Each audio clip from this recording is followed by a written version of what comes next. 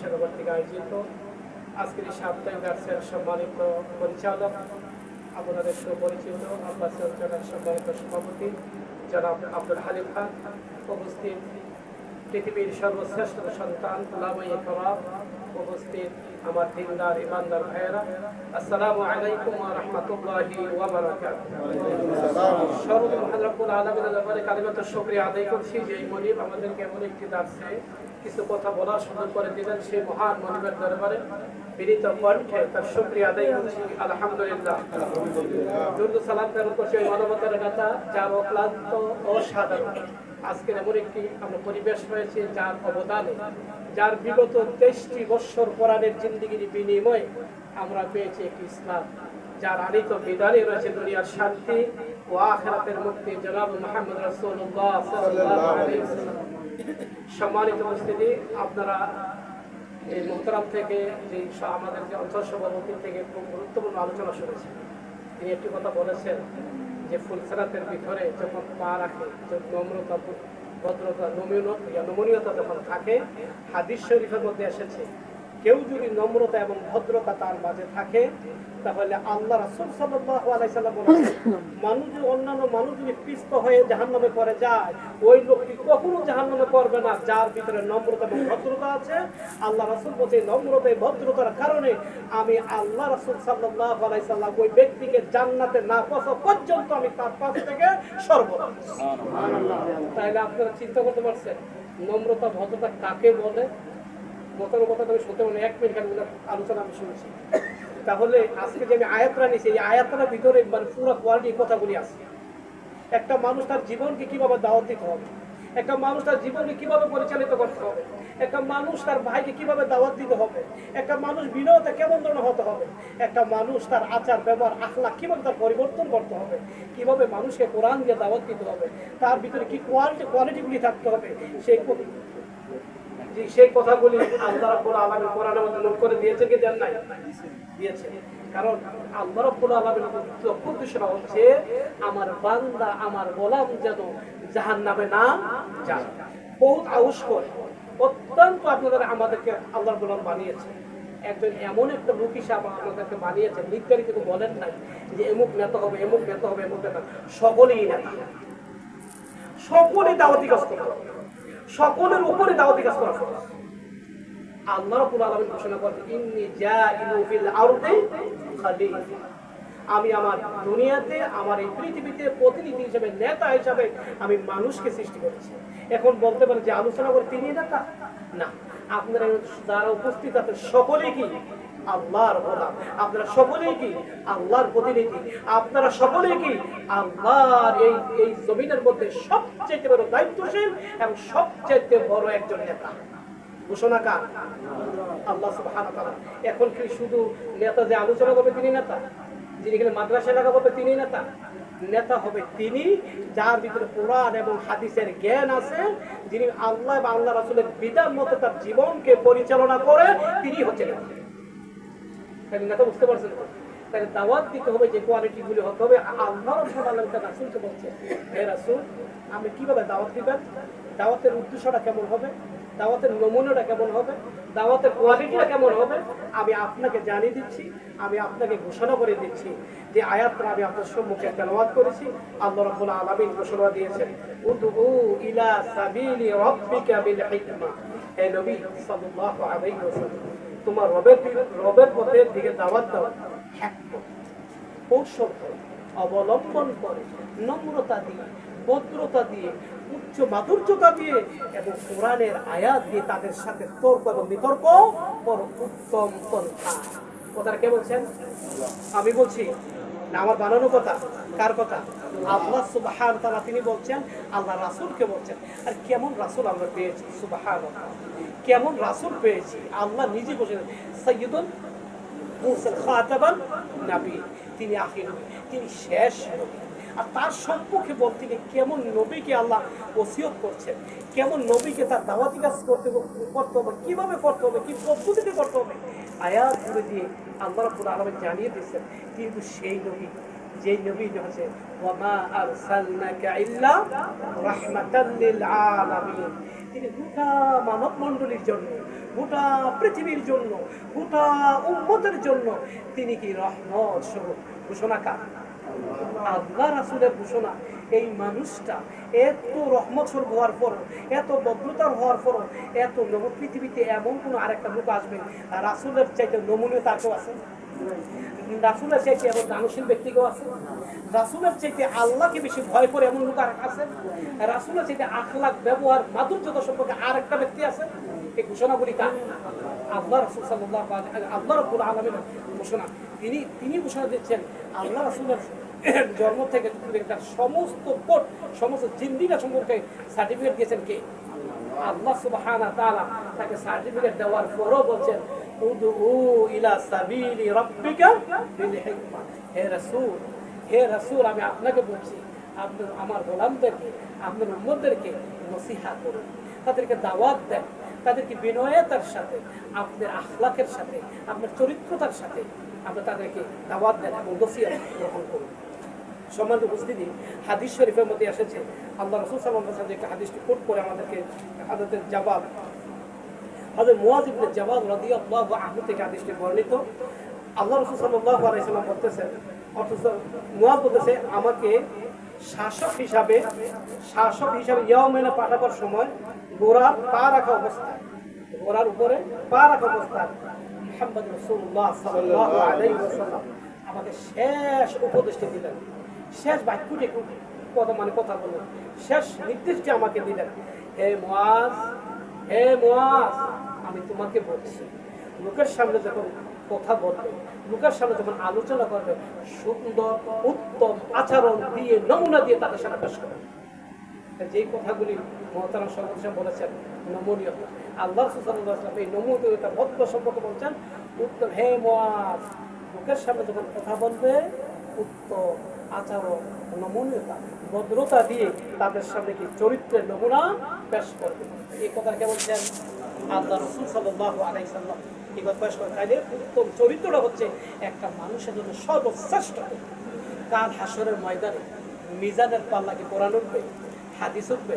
আপনি প্রশ্ন করো, বুখারী কেন করলেন না?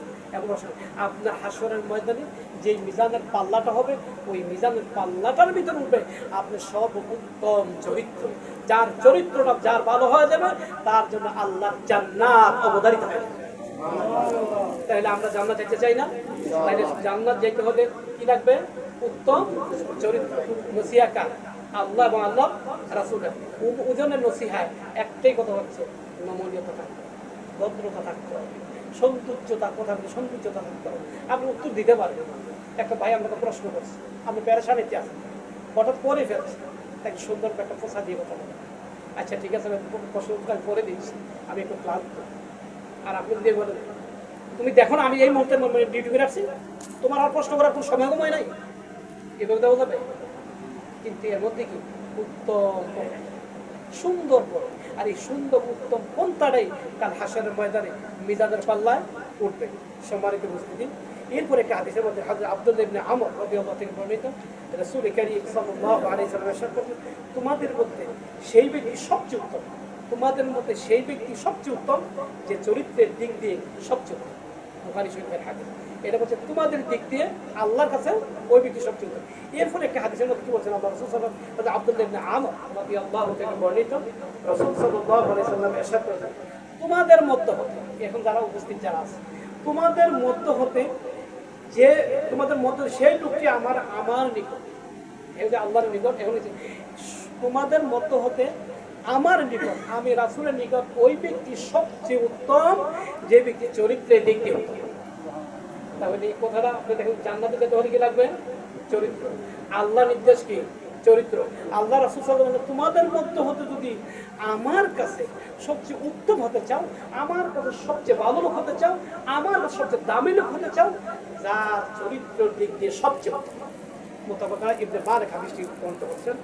এরপরে আল্লাহ রাসূল আরেকটা হাদিসের মধ্যে আনাস রাদিয়াল্লাহু আনহু قال النبي صلى الله عليه وسلم ولا قال يسر ولا تعسر بشر ولا تنفر। এখানে আনাস রাদিয়াল্লাহু আনহু বলছেন, আল্লাহ রাসূল সাল্লাল্লাহু আলাইহি ওয়াসাল্লাম বলতেছেন, ইয়াসির, তোমরা সহজ করো, কথা যখন বলো সহজ করে করে বলো, ওয়ালা তুআসসির, কখনো কঠিন করো না, কখনো কঠিন করো না। বাশশির, সুসংবাদ দাও আল্লাহর কোরআন, আল্লাহর রাসূলের হাদিস দিয়ে তাদেরকে সুসংবাদ দাও। ওয়ালা তুনাফফিরু, কখনো তোমরা বিচ্ছিন্ন করো না, ভক্তি করো না, অথবা সেজদায় ওবলে তাদের কাছে পড়ে থাকো। নির্দেশটা কার? আল্লাহ রাসূল সাল্লাল্লাহু আলাইহি ওয়াসাল্লাম। এটা আমরা হাদিস থেকে তিন চারটা আমরা হাদিস শুনলাম। প্রত্যেকটি কথায় একটি হচ্ছে উত্তম চরিত্র, সহজ করো, কঠিন করা যাবে না, কঠিন করা যাবে না। আল্লাহ রাসূল সাল্লাল্লাহু আলাইহি ওয়াসাল্লামের নির্দেশ। এবং সুসংবাদ দিবেন কি দিয়া? সুসংবাদটা দিবেন কি দিয়া? কোরআন, কোরআন দিয়ে কথা বলবেন। আল্লাহ বলছেন কোরআনের মাধ্যমে, কোরআন দিয়ে মানুষের পন্থায় কথা বলবেন। যত বড় পণ্ডিত দিব, যত বড় আমি ডিগ্রি দিব, আপনি যখন কোরআন দিয়ে কথা বলবেন, আল্লাহ রাসূলের হাদিসে যখন কথা বলবেন, যত বড় ডক্টরেট হোক, যত বড় পিএইচডি হোক, কিন্তু আল্লাহ কোরআনের কাছে তার পিএইচডি কিছুতে আসে না। মানুষটা যত বড় আপনার কাছে হিংসা বিদ্বেষ করে, যত আপনার সাথে বিতর্ক করুক, আপনি যখন কোরআন দিয়ে দলিল দিয়ে কথা বলবেন, স্টপ। আর কোনো কথা চলবে? আর কোনো কথা চলবে? কোনো কথা নেই। তাহলে আমরা কোরআন শেখার দরকার আছে না? আর কোরআন পারি না, এই কথা কি আসলে বলা যাবে? আমরা কারণ না, রাসূল সাল্লাল্লাহু আলাইহি ওয়াসাল্লাম আমরা পৃথিবীর সর্বশ্রেষ্ঠ যতগুলো নবী এসেছে এর মধ্যে সর্বশ্রেষ্ঠ উম্মত হিসেবে কে? আখিরুল নবী মুহাম্মদ রাসূলুল্লাহ সাল্লাল্লাহু আলাইহি ওয়াসাল্লাম পৃথিবীর সর্বশ্রেষ্ঠ। এখন যদি সর্বশ্রেষ্ঠ উম্মত যদি বলে কোরআন জানি না, কোরআন বুঝি না, তাহলে হবে? আমি আলোচনা আমাদের প্রায় সময় প্রত্যেক জায়গায় একটা কথা বলি, এমন কোনো আলোচনা বাদ নাই আমি যে শব্দটা বলি।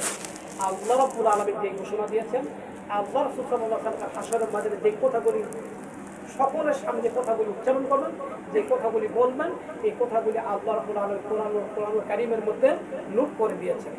আপনারা জানেন পরীক্ষার মধ্যে যদি এসএসসি হোক, ইন্টারমিডিয়েট হোক, প্রশ্নের সেটটা যদি 1 ঘন্টা বা 5 ঘন্টা পরে আউট হয়, তাহলে কেউ বের করবে? আপনি এখানে যারা আছেন যে ইন্টারমিডিয়েট পরীক্ষা, আপনার 5 ঘন্টা পরে, 5 ঘন্টা আগে আপনার প্রশ্ন সেটটা দেওয়া হবে, অন্তত ন্যূনতম 33 হলে পাবে, একটা লোকও ফেল করবে? কিন্তু আল্লাহ রাব্বুল আলামিন এই কোরআনটা আজ থেকে 1400 বছর আগে প্রশ্নের সেটটা আউট করে দিয়েছেন। এরপরে যদি আমরা ফেল করি তাহলে যাবো কোথায়? জাহান্নাম। তাহলে এই কথাটা আমি বলছি না আপনারা বলছেন? এই কথা এই যে কথা আমাদের জাহান্নাম যেতে হবে কোরআন না শিখার কারণে, প্রশ্নের সেটটা আউট হওয়ার কারণে যদি লোকটা ফেল করে তাকে ছাত্র হিসাবে গণ্য করা হয় না। তাহলে আল্লাহর কোরআন 1400 বছর আগে নাজিল কিন্তু কোরআন আপনার মাঝে দিয়েছে, আপনি যদি সহি শুদ্ধ করে তেলাওয়াত না করতে পারেন তাহলে যাবেন কোথায়? জাহান্নাম। এখানে দেখেন আল্লাহর বলা কি বলছেন, রাসূল সাল্লাল্লাহু আলাইহি ওয়াসাল্লাম কোন কথা ওই দিন পেশ করবেন। قال رسول يا رب إن قوم اتخذوا هذا القرآن محجورا। আল্লাহ রাসূল সাল্লাল্লাহু আলাইহি ওয়াসাল্লাম বলবেন قال رسول يا رب، قال رسول, আল্লাহ রাসূল বলতেছেন ইয়া রব, হে আমার রব, ও আমার পালন করে, ও আমার সৃষ্টি করে। এই যে লোকেরা দেখতেছেন, এই যে আমার সামনে যাও উপস্থিত আছে, তারা কোরআন পড়ে নাই, কোরআন শিখে নাই, কোরআন দিয়ে তার জীবন করে নাই, কোরআন নিয়ে গবেষণা করে নাই, এই লোকটি যারা দেখতেছেন। এখন রাসূল সাল্লাল্লাহু আলাইহি ওয়াসাল্লাম রাসূল ইয়া রাব্বি ইন্না নিজি কওমি হাযা, এই যে লোকগুলি দেখেন কোরআন, আপনি কোরআনকে ঐচ্ছিক সাবজেক্ট একটা মানে পুরো লাগবে না, এটা ফরজুল দরকার নেই। কিন্তু একটা পিএইচডি করার জন্য, একটা ডক্টরেট করার জন্য রাইতে দিনে বিসিএস ক্যাডার হওয়ার জন্য রাইতে দিনে পরিশ্রম করে ঘামের উপরে ঘাম জড়িয়ে ঘুম নাই, নিদ্রা নাই, খাওয়া নাই, দাওয়া নাই, আমার বিসিএস ক্যাডার হতে হবে। কিন্তু আল্লাহর কোরআন তাকে যদি বলেন তুমি কোরআন জানো, তার সাথে মূর্খ আর কোন আছে? যে আল্লাহ কোরআন জানে তার সাথে মূর্খ আছে? এখন কি আমাদের মামলা খাইতে চান না মামলা খাবেন না? এখন ওই দিন আল্লাহর সামনে রাসূল সাল্লাল্লাহু মামলা দায়ের করবেন যারা কোরআন শিখে নাই, যারা কোরআন পড়ে নাই, কোরআন দিয়ে জীবন গড়ে নাই, কোরআন দিয়ে ফ্যামিলিটাকে সাজায় নাই, কোরআন দিয়ে পুরো তার এলাকা সাজায় নাই, কোরআন দিয়ে গবেষণা করে নাই, তাদের বিরুদ্ধে মামলা করবেন কে? আল্লাহ রাসূল। রাসূল যদি মামলা করে বাঁচার কোনো জায়গা আছে? কোনো রাস্তা, কোনো তরিকা, কোনো ফিরসা, কোনো বুজুর্গ, কোনো আল্লাহর ওলি পারবে সেদিন রাসূলের সামনে কথা বলা যে আমি তার প্রতি মামলা করলাম, আমি আল্লাহর ওলি, আমি একজন বুজুর্গ, এরকম তার আমার যায় নাই, কিন্তু উনি কোরআন জানা থেকে কি আমি সুপারিশ করলাম? পারবে কেউ? রাসূলের উপরে কারোর ক্ষমতা আছে?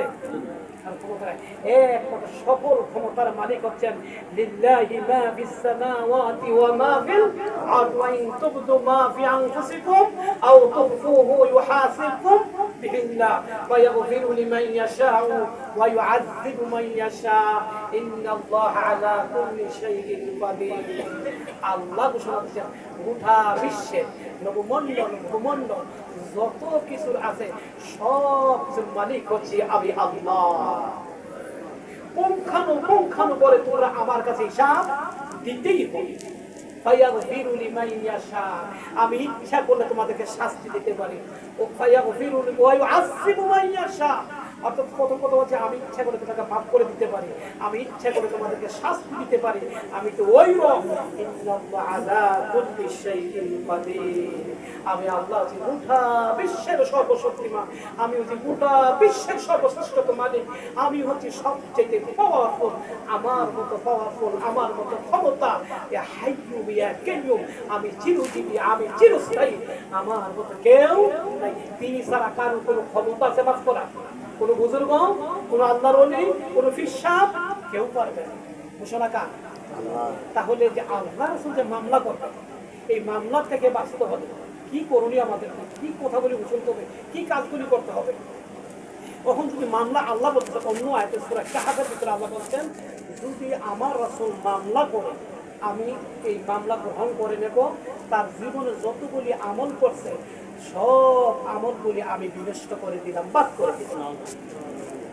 এখন যদি রাসূল মামলা করে আপনি কোরআন না শিখার কারণে, না বোঝার কারণে, কোরআন না পড়ার কারণে যদি রাসূল মামলা করে আর এই মামলার ভিতরে আমি আপনি পড়ে যাই আর পড়ার পরে সব আমলগুলি মিজানের পাল্লাও তোলা হবে না, সবগুলি বাতিল বলে ঘোষণা করে দেওয়া হবে। এখন কোরআন শিক্ষা করার দরকার আছে কিনা? নাই। এখানে কি কোরআন শিক্ষা হয় না? এখন বাংলাদেশ কোরআন প্রশিক্ষণ কেন আপনাকে হাত চালিয়ে দিয়ে ডাকছে, শব্দ একটাই, আপনারা কোরআন শিখুন, কোরআন করুন, জীবনটাকে কোরআন দিয়ে সাজান। আপনিও বাঁচুন, আপনি আহলাল আওয়াল পরিবারকে এবং সমাজটাকে জাহান্নামের আগুন থেকে বাঁচান। এই আয়াত আমরা সবাই জানেন, ও আনফুসাকুম ও আহলিকুম নার, তুমিও বাঁচো, তোমরা আহলে আওয়ালকে জাহান্নামের আগুন থেকে বাঁচাও। এই নির্দেশটা কার? আল্লাহ। তাহলে আমরা যদি কোরআন না জানি, কোরআন না শিখি, কোরআন না পড়ি, কোরআন দিয়ে গবেষণা না করি, কোরআন দিয়ে রাষ্ট্র পরিচালনা না করি, ঘরটার যদি না সাজাই, মামলা খাবো কি খাবো না? আর মামলা খাইলে আমলগুলি থাকবে কি থাকবে না? সবগুলি চলে যাবে। তাহলে যাবো কোথায়?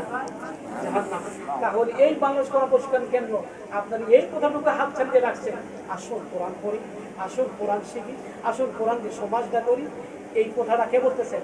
এই যে আপনার সোহেব ভাই বোন, আমাদের ভাইজান, এই যতগুলি ভাইয়ারা ইসলামের এই দাওয়াতি কাজ করতেছে, লক্ষ্য বিষয় একটাই হচ্ছে, আর এই জাহান্নামের আগুন থেকে আপনিও বাঁচেন, আমাকেও বাঁচান। কাল হাসর মাঝে আপনি আমাদের বিরুদ্ধে মামলা করে দেবেন। তারা খালি বলছে একদিন আমাদেরকে দাওয়াত দেয় নাই, একদিন আমাদের রুমে আসে নাই, আমাদেরকে ভালোবাস বিনয়ের সাথে আমাদেরকে বলে নাই যে কোরআন শিখো, কোরআন পড়ো, কোরআন দিয়ে আমল করো, কোরআন দিয়ে জীবনটা পরিচালনা করো। তারা আমাদেরকে বলে নাই, আমরা তাদের বিরুদ্ধে মামলা করি। এই কথা বলার কোনো এখন আর সুযোগ আছে? কারো সুযোগ আছে? আপনার দাওয়াত পাইছেন না? বাংলাদেশ কোরআন প্রশিক্ষণ পক্ষ থেকে দাওয়াত পান নাই কেন? যে আমাদেরকে ডাক দেয় নাই, আমাদের কোনো শিক্ষার জন্য বলে নাই। এমন একজন লোক আছে যে আমাকে আজকে কত ফার্স্ট দিছে, আমি কোরআন পড়তে জানি না, কিন্তু আমাকে আজও একবার দাওয়াত দেয় নাই। এই দাওয়াতের মেসেজটা আমার কাছে পৌঁছে নাই।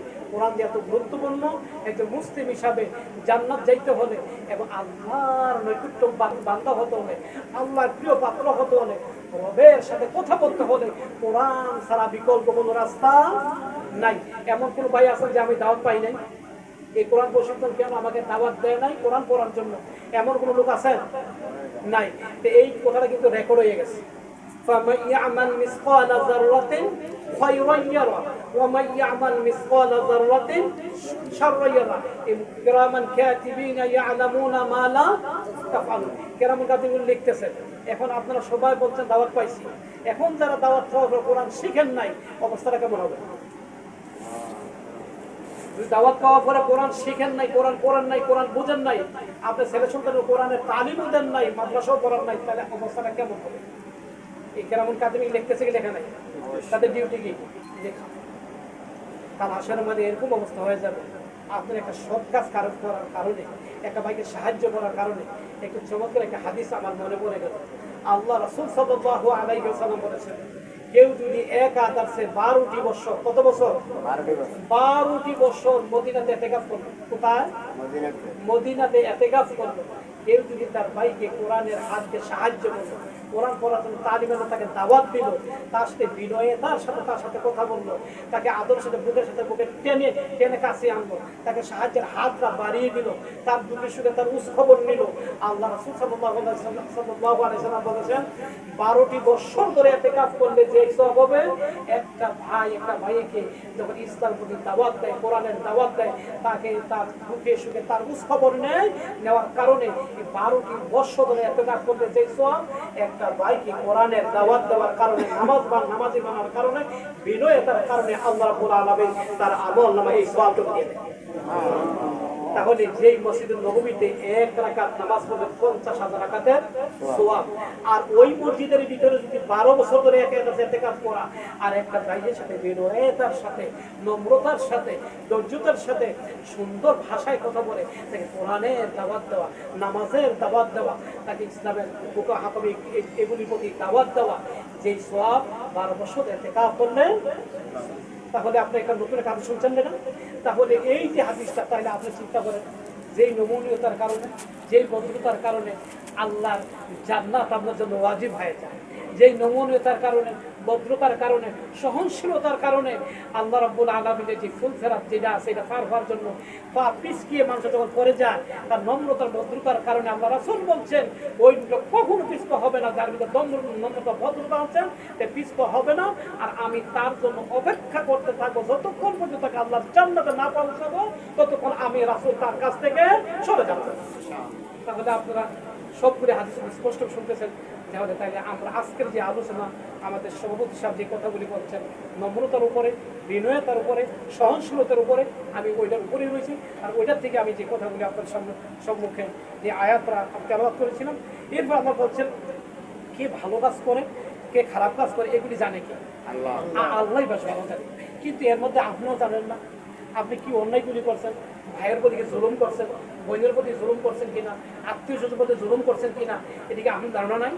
আর অবশ্যই আপনার ধারণা আছে। এরপরে এর থেকে সবচেয়ে বেশি আপনি বলে যেতে পারেন, একজন বলে নাই, তিনি কে? আল্লাহ। তিনি কি বলেন? তিনি কখনো বলেন না।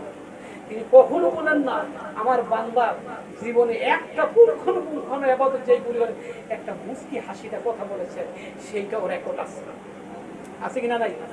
আছে। তাহলে একটা মুস্কি হাসি আল্লাহ রাসূল সাল্লাল্লাহু আলাইহি ওয়াসাল্লামের সুন্নাহ। আমরা একটা সুন্নতকে আমরা জীবিত করে রাখবো। আমার ভাইয়ের বিনয়ের সাথে আমি কথা বলবো। আচ্ছা, বিনয়ের সাথে আমি কথা বলবো। সমাজ পরিস্থিতি এরপর আল্লাহ রাব্বুল আলামিন বলতেছেন, ইয়া আইয়ুহান নবী ইন্না আরসালনাকা শাহিদান ওয়া মুবাশশিরান ওয়া নাযীরা।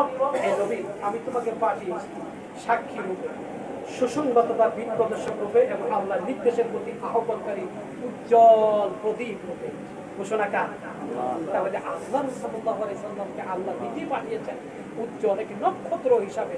ওই মানুষটাকে আল্লাহ রাব্বুল আলামিন বলছেন উত্তম কথা বলে। নির্দেশ দিয়েছেন কে? আল্লাহ। আল্লাহ সুবহানাহু। তার বন্ধুকে নির্দেশ দেওয়ার পরে এরপরে অন্য এদের প্রত্যেক নবীরে দাওয়াত দিয়েছে, প্রত্যেক নবীরে দাওয়াত দিয়েছে। হাক্কানি আলেম উলামা কি করতেছে? তারা খালি সারা ইবাদত করে? তারা দাওয়াত দিচ্ছেন যে আপনার আল্লামা দাওয়া সাহেব গোটা পৃথিবীতে আওয়াজ আছে কিনা নাই, আজও রেকর্ডগুলি আছে কিনা নাই, তার দাওয়াতের হুঙ্কার কি ছিল, কি নমনীয়তা আছে, কি ভদ্রতা ছিল, কি মাধুর্যতা ছিল। আমরা এগুলি কি শুনতেছি না? আলোচনা এখনো রেকর্ড আছে কিনা নাই? আমরা এগুলি শুনব, আমরা এগুলি শুনব, এগুলি ফিল করি, এগুলি আমাদের ব্রেনকে রাখবো। কারণ কাল হাসরের আমাদের বাস্তব আল্লাহর জান্নাতে যাইতে হবে নমনীয়তা ছাড়া, ভদ্রতা ছাড়া, নম্রতা ছাড়া আপনি আল্লাহ জান্নাতে যেতে পারেন, কখনো যেতে পারেন, পশ্চিম কালেও যেতে পারেন। সম্মানিত অন্য একটি আয়াতের মধ্যে আল্লাহ বলছেন,